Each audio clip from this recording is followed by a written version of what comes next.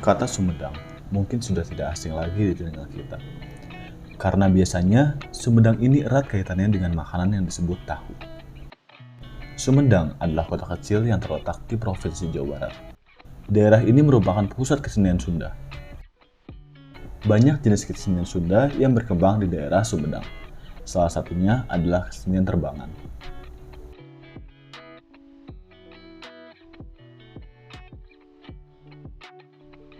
Dalam video ini, kita akan bahas secara terperinci mengenai kesenian terbangan.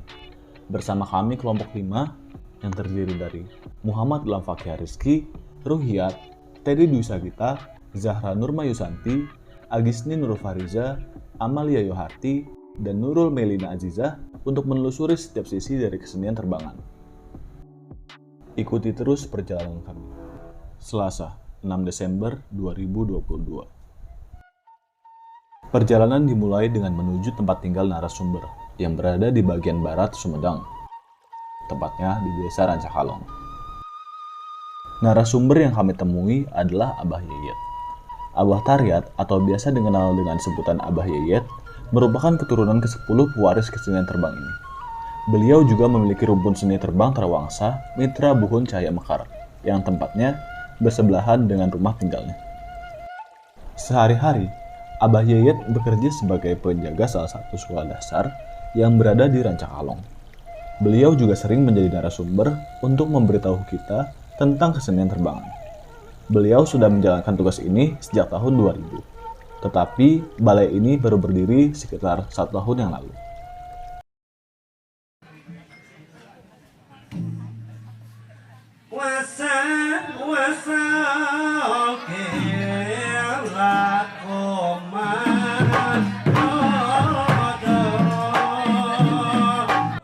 Terbang berasal dari kata T. Taruban, E. Etika, R. Rebana, B. Baksun, A. Ad-din atau agama, N. Nadom, dan G. Gusun atau gendik. Sejarahnya, pada zaman dahulu, terbang ini masuk ke daerah Rancakalong pada abad 16. Sejalan dengan runtuhnya kerajaan Pajajaran berganti ke kerajaan Mataram. Pada zaman kerajaan Mataram, terbang ini digunakan untuk media penyebaran agama Islam. Tapi bukan berarti Rancakalong adalah pusat agama Hindu. Karena pada zaman dahulu, Islam itu tersembunyi. Dan setelah adanya pergantian pemerintahan atau kerajaan dari Pajajaran ke Mataram, datanglah para wali songo.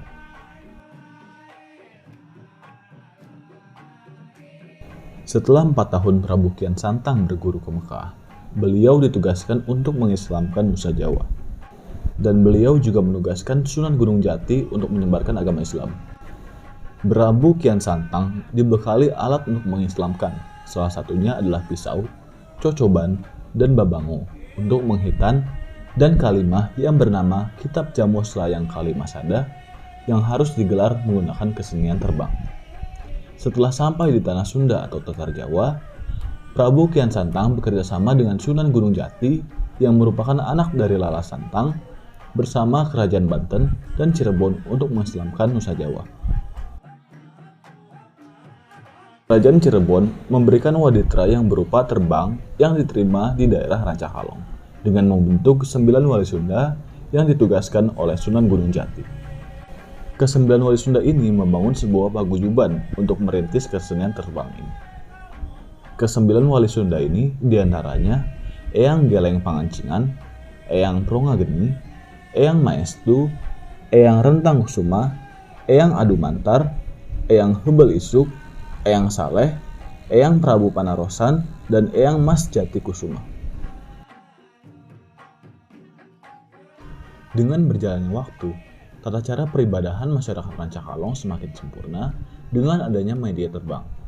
Karena kesenian terbang ini merupakan gambaran tentang riwayat hidup Rasulullah sampai meninggal yang bersumber dari Kitab Berjanji. Kitab Berjanji ini berisikan 48 lagu sholawat mulut, mulai dari suara paling rendah sampai suara paling tinggi, dari assalam sampai salam, dari mulai lahir sampai meninggal. Terbang juga memakai sasaka 17 dalam pertunjukannya. Sasaka 17 dan pupuk 17 bermakna 17 rakaat sholat dalam satu hari. Jadi, singkatnya terbang adalah media dakwah dan media untuk berterima kasih dan rasa syukur kepada Allah Subhanahu wa taala. Terbangan terdiri dari 7 buah terbang, sesuai dengan hari dalam satu minggu.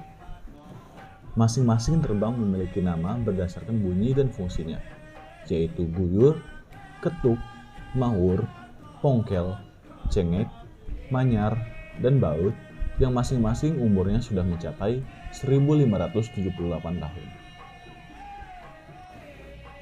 Untuk membedakan setiap terbang, kita bisa dengar atau lihat dari bunyinya. Guyur memiliki suara paling besar, dilanjut dengan ketuk, mawur, pongkel, cengek, manyar, dan baut. Cengek itu ketukannya paling cepat, manyar pring, yang lainnya prak, dan yang menjadi gong adalah guyur. Cara memainkannya hampir sama seperti rebana. Jika bunyi gong, tabuhnya di tengah. Jika mau nyaring, tabuhnya di pinggir. Tetapi tidak semua jari menempel, hanya 3 jari saja yang dipakai untuk menabuh. Untuk membuat bunyi pring, jari sebelah tangan kiri ditahan. Sebaliknya, jika perang dilepas. Bass atau gong ditabuh di tengah, atau bagian yang mendekati bagian tengah.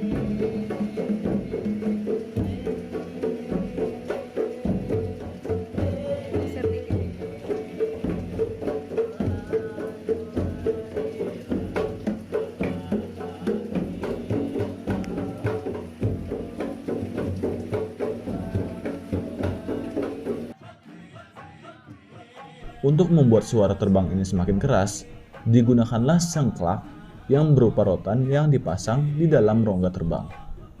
Terbang sendiri terbuat dari kayu nangka, atau kayu suren, atau kayu jengkol, dan kulit kambing. Kenapa yang dipakai adalah kulit kambing? Karena kulit kambing itu sangat lembek atau lunak, tipis dan liat, begitu pula dengan kayu suren. Komponen yang digunakan dalam pertunjukan terbangan ini adalah terbang 7, 1 kendang besar, dan 1 kulanter. Terbang biasanya dimainkan oleh 16-20 orang, yang terdiri dari 3-4 dalang yang harus menguasai lagu dan huruf Arab pada kitab berjanji, dan harus mengikuti aturan suara secara tepat. 8-10 orang saur, 1 penabuh gendang dan 1 orang cadangannya, dan 3 istri atau biasa disebut dengan paibuan yang bertugas menjaga pajemuhan. Lama pelaksanaan terbang bisa sampai 6 jam. Terbang dilaksanakan saat ada acara selamatan atau syukuran rumah baru, nikahan, sunatan, hari-hari besar, bahkan ulang tahun. Lalu setiap tanggal 12 Rabiul Awal atau Maulid Nabi, sering dilaksanakan kesenian ini di lingkung seni Mitra Buhun Cahaya Mekar yang terletak di Desa Rancakalong. Selain itu, kesenian terbang ini juga sering diundang untuk mengisi acara-acara seperti ngaruat lembur, rumah baru, atau lapangan besar atau gedung. Dalam memainkan terbang, tidak boleh membawa hati yang keras. Hati harus bersih, pikiran harus jernih, tidak boleh memikirkan yang lain. Kehusuannya mirip seperti sembahyang. Jika memikirkan yang lainnya, permainannya akan kacau. Harus suci dan berwudu dan membaca 2 kalimat syahadat, yang mengartikan bahwa pemain terbang tersebut sudah masuk Islam. Tidak boleh mengobrol atau mengumpat orang lain. Kenapa? Karena ini merupakan pekerjaan suci. Karena untuk menyebarkan agama Islam. Lalu dalam adab berbusana, memakai kain kamplet putih, kamplet hitam, boleh menggunakan pangsi, peci, ketopong. Yang terpenting memakai busana yang sopan, karena menyangkut ajaran Islam. Tapi masalah kostum itu tergantung masing-masing. Biasanya, di lingkung seni terbang terawangsa Mitra Boncaya Mekar, busana yang dipakai adalah kampret putih dan celana hitam. Lalu, simbol atau syarat yang harus ada adalah sesaji, boneka atau topeng yang berisikan padi, ayam bakakak, bubur merah putih, dan masih banyak lagi. Semua syarat ini bukanlah musyrik. Abah Yayat meluruskan bahwa sesaji yang dipakai ini bukan untuk penyembahan, tapi itu merupakan bentuk syukur atas kesuburan yang Tuhan berikan. Topeng atau boneka pasangan laki-laki dan perempuan mempunyai arti bahwa baik laki-laki maupun perempuan, makanan pokoknya itu sama, yaitu padi. Lalu bubur merah putih melambangkan perjuangan leluhur dalam membela bangsa Indonesia pada zaman penjajahan. Menyembunyikannya dalam bentuk bubur berwarna merah putih. Lalu ayam bakakak menyimbolkan orang yang sedang berdoa. Sangat sulit untuk menjaga eksistensi dan melestarikan kesenian terbangan ini, karena hanya sedikit anak muda yang berminat dengan kesenian ini.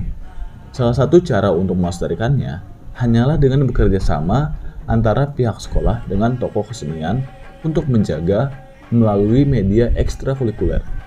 Nantinya, lambat laun para siswa akan semakin mengenal kesenian terbangan ini, bahkan menjadikannya sebagai hobi.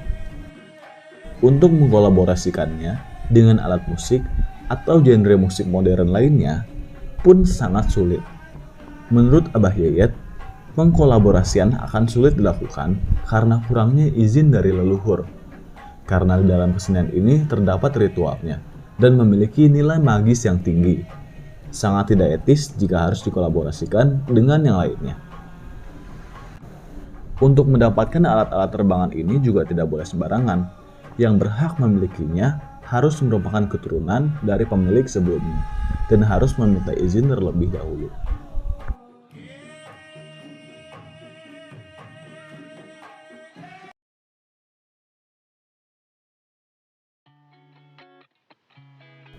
Sebagai generasi muda, kita harus bisa melestarikan kesenian-kesenian tradisional seperti terbangan ini.